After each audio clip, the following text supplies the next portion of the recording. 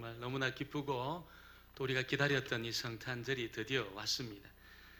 어제 우리가 성탄 전야제를 하게 되었는데 참 이렇게 우리 아이들 부르는 찬양, 또 우리 권사님은 60년 전에 그 찬양을 기억해가지고 악보도 없는 찬양을 다 그렇게 부르시고 굉장히 감동이 되었습니다. 또 우리 중창단이 메시아, 핸델의 메시아를 아주 메들리로 그렇게 하는 것을 듣고 참 감동이 됐습니다.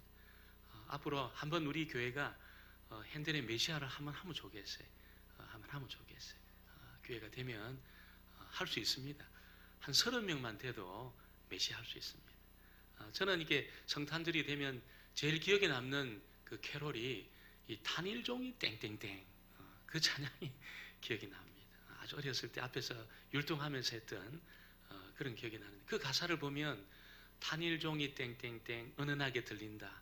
저 깊고 깊은 오막살이에도 단일종이 들리고, 바닷가 또 어촌 마을에도 단일종이 들리고, 그런 이제 그 가사 기억이 납니다. 그래서 단일종 소리가 그 깊은 산속 골짜기에도 들리고, 또 바닷가 어촌 마을 거기도 들리고, 이 주님의 탄생 소식은 온 세상에 들려져야 되는 그런 소식이다. 이런 어떤 캐롤이었습니다. 여러분, 그렇습니다. 예수님의 소식이 온 세상에 들려져야 될 이유는 그것이 우리를 구원하는, 또 우리의 구원과 관계 있는 이 세상에서 가장 깊은 소식이기 때문에 그렇다는 것입니다. 여러분, 우리가 선물 좋아하지 않는 사람이 없는데 하나님이 성탄절날 저와 여러분에게 가장 좋은 선물을 주셨습니다. 그 선물이 바로 예수 그리스도인 줄 믿습니다. 하나님의 전부를 다 주신 거예요. 하나님의 전부 되신 그리스도를 우리에게 내어주심으로 우리에 대한 그 사랑을 하나님이 확정해 주셨다는 것입니다. 그래서 이 성탄의 소식은 너무나도 기쁜 소식이라는 겁니다. 그런데 오늘 이 첫 번째 보니까 이 소식에 대해서 굉장히 당황하는 한 사람이 등장하고 있습니다. 이 사람이 요셉인데, 요셉은 신실하고 의로운 사람이었다는 거예요. 그건 굉장히 사람이 좋은, 누가 봐도 법 없이도 살만하고, 누가 봐도 저 사람은 굉장히 젠틀하고 굉장히 사람이 나이스하고 굉장히 선하고, 이런 요셉이 이 그리스도의 그 탄생 소식을 듣고 굉장히 지금 당황하고 있습니다. 또 무서워하고 있습니다. 18절 19절 말씀에 보니까 그렇게 말합니다. 예수 그리스도의 나심은 이러하니라. 그의 어머니 마리아가 요셉과 약혼하고 동거하기 전에 성령으로 잉태된 것이 나타났더니 그의 남편 요셉은 의로운 사람이라. 그를 드러내지 아니하고 가만히 끊고자 하여. 여러분, 요셉이 의로운 사람이라는 것은 저 사람은 너무 사람이 신실하고 참 법 없이도 살만한 좋은 사람이다, 그런 뜻입니다. 그런데도 요셉이 예수님의 이 탄생 소식을 감당을 못하는 거예요. 왜 감당을 못합니까? 아직 동침도 하지 않았는데 자기와 결혼할 마리아에게서 이게 잉태되었다는 사람이 임신을 하게 된 겁니다. 임신하게 되었는데 이 소식이 자기에게 들린 거예요. 아니, 내가 잠자리도 안 했는데 마리아가 임신을 해?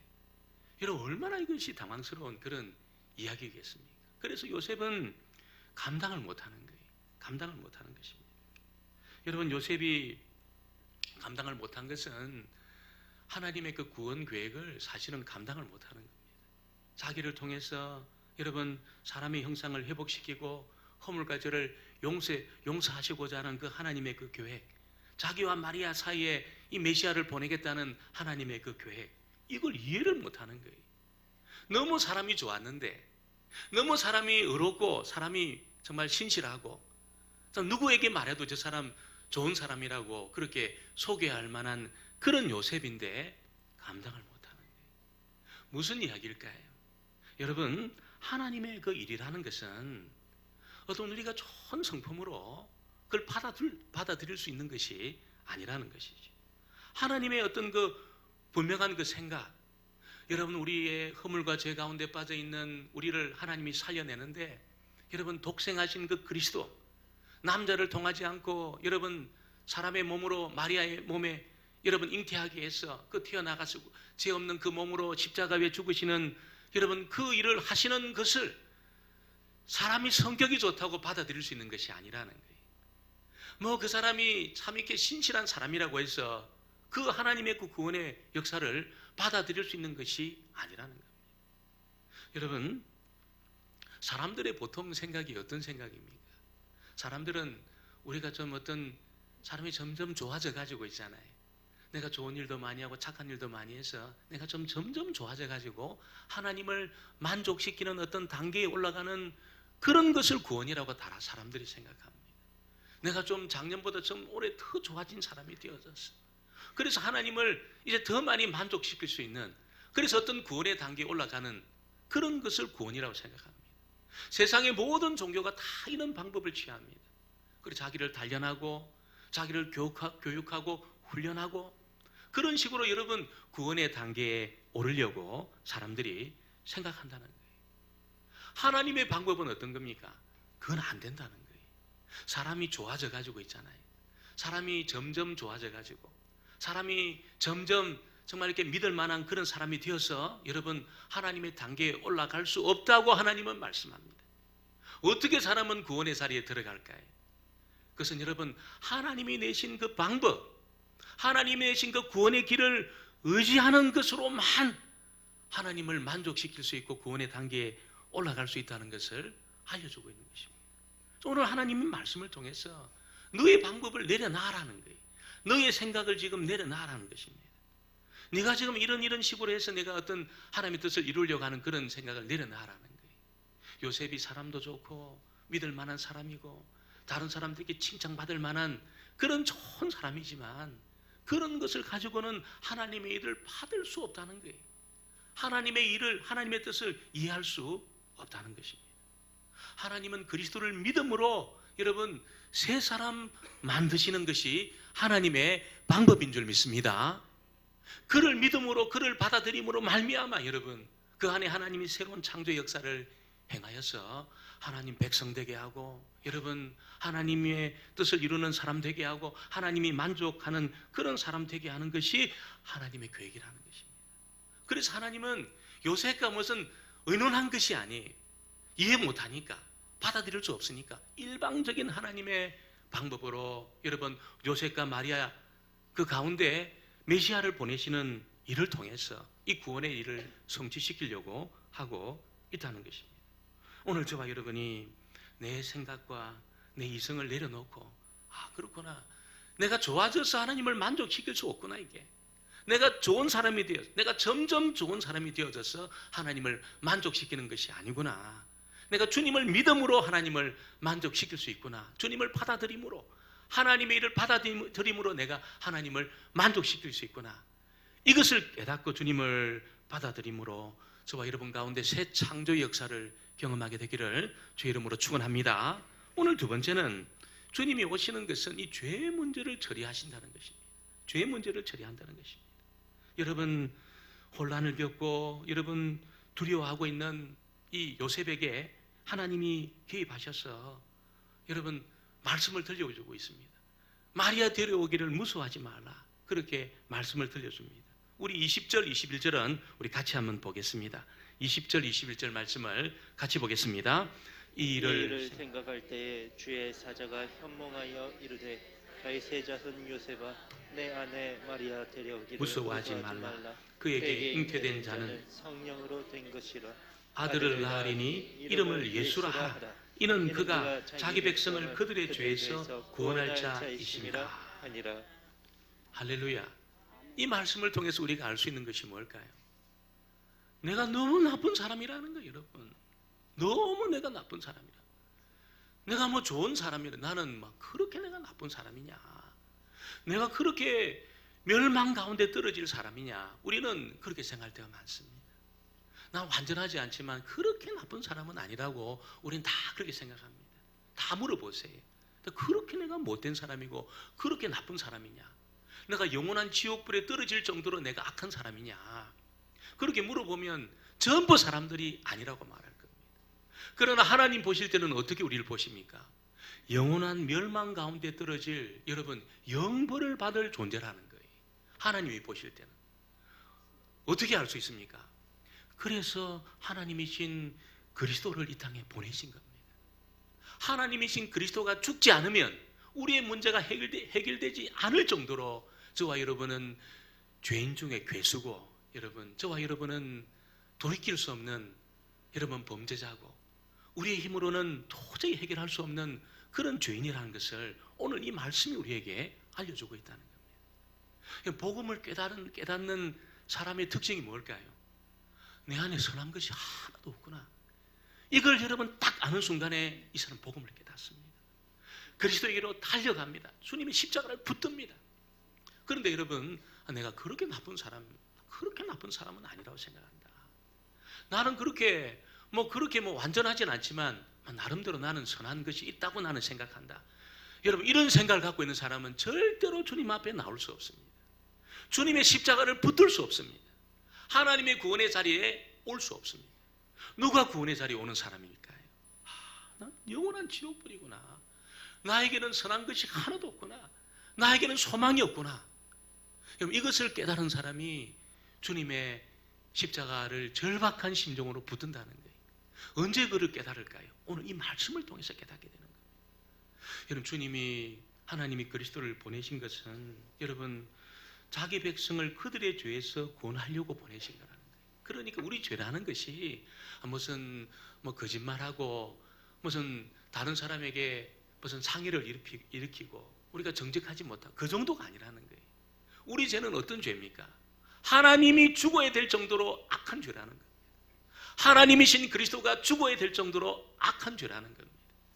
여러분, 그래서 그 죄가 딱 들어오는 순간에 하나님의 형상을 완전히 파괴시킵니다.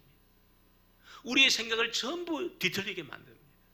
그래서 여러분, 우리 지나가는 사람들 물어보면 하나님의 여러분 지으심을 받고 하나님의 피조물로 지음받았는데 자기를 창조하신 하나님을 공경 안 합니다. 공경 안 합니다.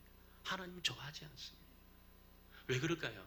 죄가 그 이성을 다 파괴시켰습니다.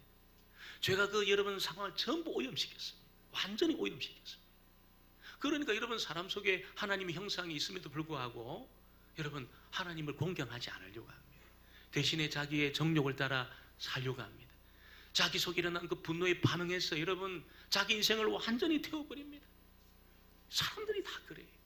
다 죄가 자기를 오염시켰기 때문에 그런 겁니다. 마음에 큰 감옥을 만들어 놓고 있잖아요. 기분 나쁜 사람들 전부 가둬놓습니다. 자기의 감옥 속에. 5년짜리, 10년짜리 무기징역 사형까지 전부 분류해가지고 자기 속에 다 가둬놓습니다. 그것이 바로 여러분 죄가 우리를 오염시킨 증거입니다. 증거. 여러분 이것을 보면 내가 하나님이신 그리스도가 죽어야 될 정도로 내가 죄인 되었구나. 여러분 소망이 없는 거지요. 이건 어떻게 소망을 가집니까? 하나님이신 그리스도가 죽으신 그 일을 통해서만 우리에게는 구원의 길이 열려지고 우리에게는 소망이 있고 영생의 길을 걸을 수 있는 기회가 우리에게 주어지게 되는 것입니다. 그 그리스도가 영원히 완전히 단번에 저와 여러분을 위해서 죽으신 줄 믿습니다. 구원의 길을 활짝 열어놓으신 거예요. 그래서 여러분 저와 여러분 가운데 그렇구나. 내가 그냥 조금 죄를 지은 존재가 아니고 내가 조금 약한 부분이 있는 오염된 부분이 조금 있는 존재가 아니고 나는 그리스도가 죽어야 될 정도로 나는 완전히 망가져 있던 존재구나. 주님만이 내가 구원받을 수 있는 유일한 길이구나. 여러분 이것을 깨닫는다면 오늘 이 성탄절은 지금까지 지내온 어떤 성탄절보다도 저와 여러분 가운데 여러분 하나님의 생명을 경험하고 하나님 주신 기쁨을 경험하는 그런 성탄절이 될 줄 믿습니다. 이 진리의 이 말씀을, 이 복음의 말씀을 꼭 깨달을 수 있기를 바랍니다. 그렇구나. 내 안에 선한 것이 하나도 없구나. 내가 주님이 죽지 않으면 나는 회복될 수 없는 사람이구나. 주님이 나를 위해 죽으신 것을 내가 믿습니다. 그렇게 고백하고 주님 앞에 딱 나와서 붙을 때 여러분 새 창조 역사를 경험하게 돼 있어요. 여러분 말할 수 없는 기쁨의 샘이 내 속에 터지는 것을 경험하게 됩니다. 그때 하나님의 구원 기쁨, 내 몸이 정말 이렇게 전율하는 기쁨을 내가 체험할 수 있다는 것입니다. 그 은혜 가운데 있게 되기를 주의 이름으로 축원합니다. 오늘 세 번째는 여러분이 주님의 탄생은 우리와 함께 있으려고 하기 위해서 이 땅에 오셨다는 거예요. 23절 말씀을 다시 보겠습니다. 23절 말씀을 같이 봅니다. 보라, 보라 처녀가 처녀가 잉태하여 아들을 낳을 것이요 그의 이름은 임마누엘이라 하리라 하셨으니 번역한 이를 적 번역한 하나님이 적 우리와 함께 계시다 합니다. 여러분, 우리가 우리를 요셉의 가정을 택하시고 성령으로 잉태시키시고 우리 죄를 여러분 대신 지고 죽게 하신 것은 다른 것이 아니고 결국 가장 큰 목적은 우리와 함께 있기 위해서, 우리와 함께 하기 위해서 그렇다는 것입니다. 주님이 나와 함께 있는 그 체험을 하신 성도님들이 아마 있을 겁니다. 하나님의 임재를 딱 경험했던 그때 어떤 그 체험이 있는 분들이 있을 겁니다. 아마 여러분 그때 내가 말할 수 없는 기쁨 가운데 있었던 그런 일을 여러분 기억하실 겁니다. 주님이 나에게 찾아오시고 하나님 나에게 임재하셨구나. 이 경험이 여러분 있을 때 우리는 어떤 것도 두려워하지 않습니다. 어떤 일도 두려워하지 않습니다. 하나님의 임재 가운데 있는 성도는 여러분 내가 지금 무슨 어려운 일이 있든지 내가 병이 걸렸든지 죽음이 내 앞에 있든지 내가 이제는 한 10분 후에 내가 죽는다 하더라도 두려워하지 않습니다. 영원하신 하나님의 임재 가운데 있는 사람이 누리는 그 복이라는 거예요. 하나님의 임재를 경험하지 못하면 여러분 내가 내 힘으로 내 인생의 모든 문제를 다 풀어내야 되기 때문에 여러분 만나는 문제마다 여러분 두려워하고 여러분 그 문제에 걸려 넘어지고 고통 가운데 있게 될 것입니다. 그러나 나와 함께 하시는 임마누엘 되신 그 그리스도, 주님이 나와 함께 하시고 이 함께 하시는 이 은혜를 경험한 성도는 여러분 이 광야와 같은 인생을 살아가는 동안 어떤 삶의 폭풍우가 자기에게 몰려온다 하더라도 절대로 떠내려가지 않고 절대로 그런 일로 흔들리지 않고 여러분 이 땅에서 천국을 경험하는 것입니다.